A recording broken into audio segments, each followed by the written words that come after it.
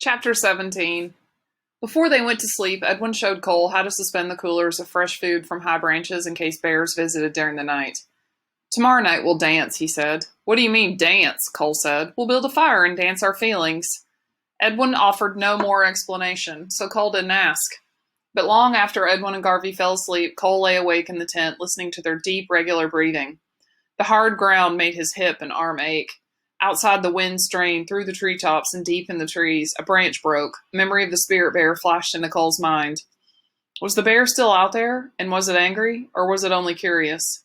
Cole tried to fall asleep, but troubled thoughts haunted him. What was his mother doing right now? Was she thinking about him too? And what about his father? Did he care about anything other than himself? Cole thought about his own troubles with the law, and about all his troubles at school. He thought about Edwin, about Garvey, and about Peter. He truly did hope Peter would be okay. As he tossed and turned, Cole found himself growing angry again. He tried to fight back the familiar rage with his memory of touching the spirit bear, but nothing seemed to ward off the bitterness and frustration that flooded his mind. Edwin had been right when he said that anger was never forgotten. Cole thought about his past and also about his future. Tomorrow he would begin building a shelter under the watchful eyes of Edwin and Garvey. Even with his bum arm, he'd probably do all the work while they sat around on their butts like they had today. And then what? What would happen after they left? Cole imagined the cold, the rain, carrying water, keeping a fire going, doing schoolwork, and long, long hours of being alone and bored. That wasn't much to celebrate. Cole's angry thoughts repeated themselves like a stuck record until finally he slipped into a troubled sleep. Almost immediately, a hand shook him awake. Get up and come with me, grunted Edwin. What time is it? Cole grumbled, his head still numb with fatigue. Where are we going? Hurry, Edwin ordered. It's almost morning. Cole clawed his way out of the sleeping bag and fumbled into his shirt and pants. The icy air had made his clothes stiff, and he shivered. He heard Garvey, still snoring loudly, as he crawled out into the brisk air.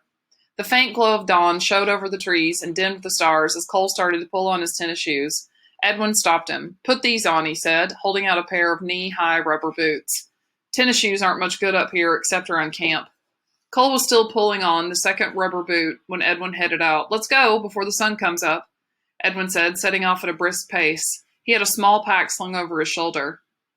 What's the big deal? Asked Cole. His stiff joints ached as he hobbled to catch up. Morning shouldn't be wasted. By the time they reached the stream, Edwin breathed heavily. His pot belly definitely wasn't from too much hiking. Without stopping, he waded into the water and used the edge of the stream as a pathway to avoid the heavy underbrush. He picked his footing, deliberately along the slippery bottom, working his way upstream. Cole followed, splashing along stiffly in the gathering daylight.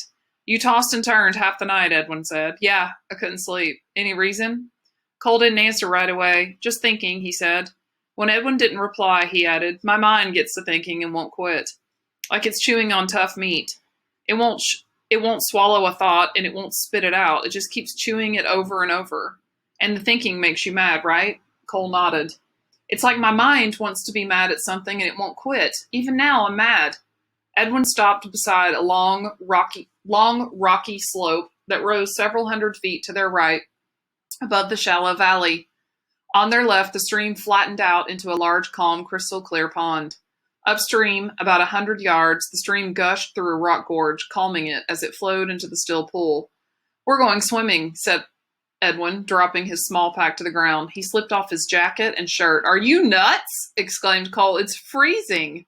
Trust me, said Edwin. To do what? Kill ourselves? Edwin kept stripping. Half of being trusted is to trust. He reached down and picked up a thin stick. Cole eyed the stick warily as Edwin waded out into the clear pond. Hesitantly, he removed his clothes, glancing again at Edwin, who had already swum over and seated himself chest-deep on a rock ledge across the pond. Edwin's eyes were closed, and he held the small stick against his shoulder patiently. He breathed deliberately, as if unaware of the cold. Slowly, Cole waded in, gasping, as the icy water rose around his chest. He held his breath as he pushed off the bottom and swam the last 20 feet. Cripes, it's cold! He exclaimed as he pulled himself up beside Edwin on the underwater rocks. Edwin remained still, eyes closed. Cole hugged his arms to his chest, but couldn't stop his teeth from chattering. The water nearly covered his shoulders. He felt stupid and vulnerable. What was he doing a million miles from nowhere, sitting in a freezing pond beside a bizarre Tlingit Indian with a stick? What's the stick for? He asked loudly. Edwin opened his eyes as if coming out of a sleep.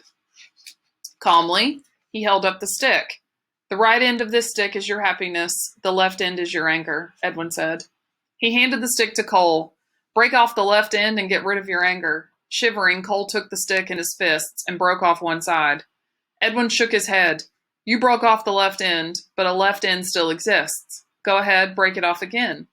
Again, Cole broke the stick, and again Edwin shook his head. Why did you leave the left end on the stick when I asked you to break it off? That's stupid, Cole muttered. The left end will always be there. Edwin nodded.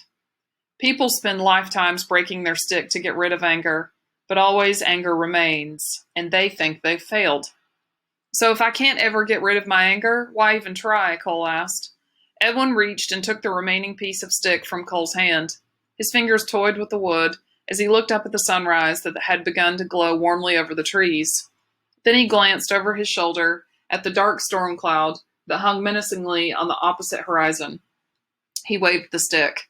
Is the sky sunny, or is it stormy? He asked. Cole looked both ways and shrugged. Depends on which way you look. If you looked only at the clouds, what would you say? Stormy. Yes. And what would you say if you looked only at the sunrise? Cole's body had grown numb from the icy water, and his teeth chattered uncontrollably. Sunny, he grunted impatiently. Edwin waved the stick in a circle. The sky, this stick, hot dogs, life, it's all the same. It's what you make of it.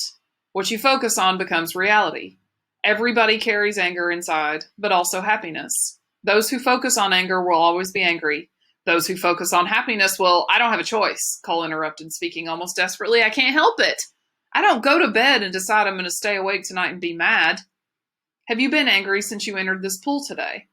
No, said Cole, because I'm freezing my butt off. Edwin smiled.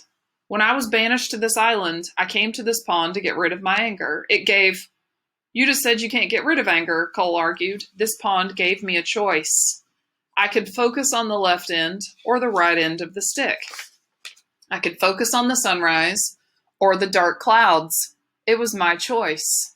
So unless I go somewhere and freeze every morning, I'll keep getting mad, huh? Edwin smiled but shook his head. You only look at the left end of the stick and at the cloudy sky now because your experiences in life have made that a habit. Happiness, like anger, is also a habit. You learn to be happy one day at a time, but habits change hard. This pond will help you. What do I do in the winter? Cole asked. Edwin wrinkled his forehead. Winter will be the hardest. Weather is bad, days short, the fire warm, and the stream too bitter to soak. You'll find yourself wanting to stay inside beside the fire where it's easy for your anger to fester like a devil's club thorn. You'll stare into the flames and remember bad times. In the winter, you'll need to find other ways of looking at the right end of the stick. Cole felt himself growing dizzy from the cold and was about to protest when Edwin stood and headed to shore. Gladly, Cole followed.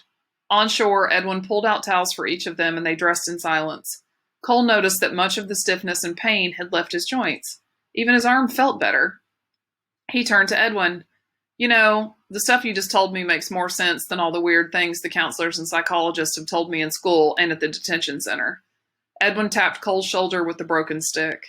That's because those people still think you can get rid of the left end of the stick.